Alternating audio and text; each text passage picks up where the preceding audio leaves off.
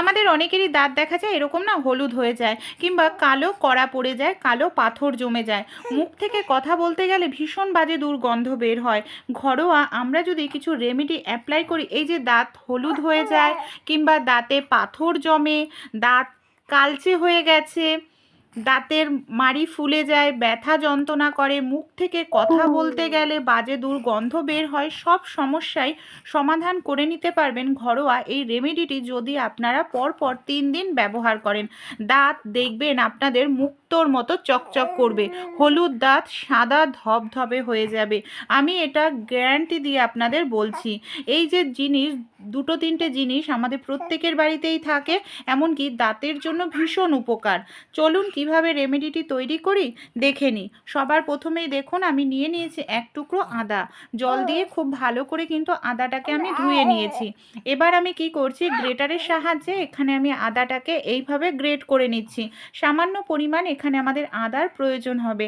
আদা কি করবে, মুখের যে কথা বলতে গেলে অনেকেরই মুখ থেকে বাজে দুর্গন্ধ বের হয়, সেই দুর্গন্ধটাকে দূর করতে সাহায্য করবে আদা।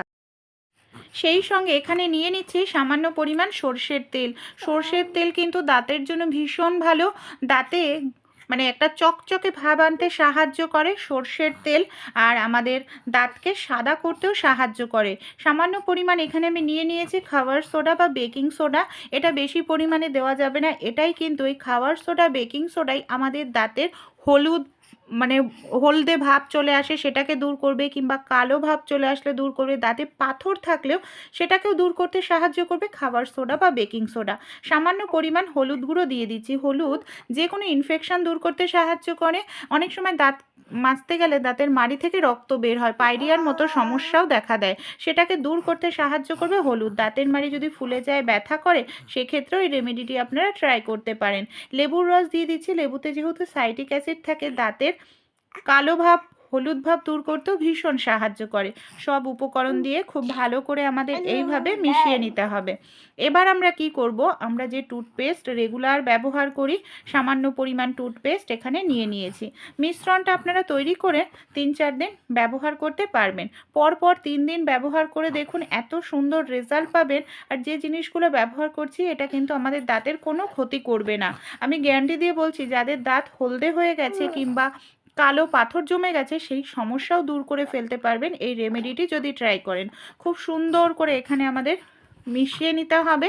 আর এই মিশ্রণটা আপনারা 2বার ব্যবহার করবেন, সকালে রাতে খাওয়া দাওয়ার পর, মানে যখন শুতে যাবেন। মিশ্রণটা যে ব্রাশ দিয়ে আপনারা দাঁত মাজেন সেই ব্রাশে পরিমাণ মতো লাগিয়ে নেবেন। এই দেখুন আমি লাগিয়ে নিলাম। সবার প্রথমে দাঁতটা দেখুন কীরকম হলদে হয়ে গেছে। অনেকের দাঁতেই এরকম হলদে হয়ে যায়, দাঁত থেকে না কথা বলতে গেলে একটা বাজে দুর্গন্ধ বের হয়, পাথর জমে যায়, সেই সমস্যাও দূর করে ফেলতে পারবেন।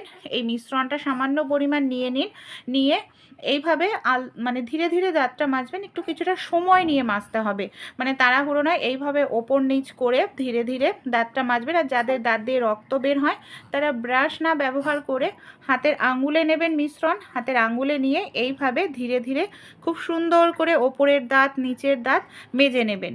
দেখুন দুটো দাঁতই এইভাবে মেজে নেবেন। আপনারা প্রথম দিনেই দেখবেন পার্থক্যটা কিছুটা হলেও বুঝতে পারবেন, যাদের দাঁত হলুদ হয়ে গেছে কিংবা পাথর জমে গেছে। এইভাবে খুব সুন্দরভাবে দাঁতটা ব্রাশ করার পর আমরা কি করব, নর্মাল জল দিয়ে দাঁতটাকে ভালো করে ধুয়ে নেব। ধুয়ে নিয়ে আপনাদের দেখাচ্ছি। এই দেখুন আপনাদের দাঁতও কিন্তু এরকম সুন্দর সাদা ধবধবে হয়ে যাবে, আমি গ্যারান্টি দিয়ে বলছি।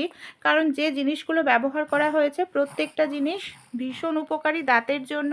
তাই যারা দাঁত হলুদ হয়ে যাওয়ার জন্য, মুখ থেকে বাজে দুর্গন্ধ বের হওয়ার জন্য লজ্জায় পড়ে যান, এই রেমেডিটি একবার ট্রাই করেন। মুক্তোর মতো দাঁতে দেখবেন গ্লো চলে আসবে, দাঁত সাদা ধবধবে চকচকে হয়ে যাবে। একটু যদি ইউজফুল মনে হয় ভিডিওটি, আপনাদের বন্ধুদের সঙ্গেও ভিডিওটি কিন্তু বেশি বেশি করে শেয়ার করতে ভুলবেন না। ভালো লাগলে অবশ্যই আমাকে কমেন্ট করে জানাবেন অ্যাপ্লাই করার পর।